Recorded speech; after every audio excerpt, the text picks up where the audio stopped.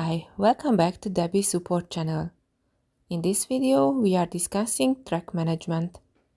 In Debbie, tracks are the unit of source control which tie together the database, the source control repository, and optional properties of database versioning. You can reach track management from the left menu. The track is attached to a database, which you can select from the top right drop-down. By clicking on the plus sign, a new track dialog will open. On the main tab of the dialog, you can give a name and specify the source control URL.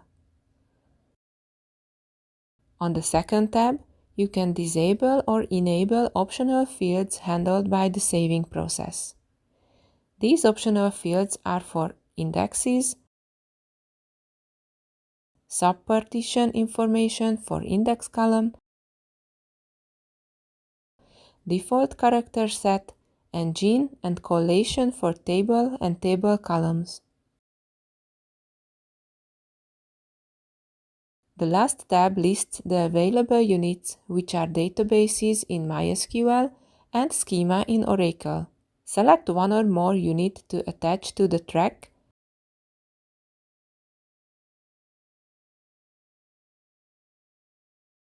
and click on Save.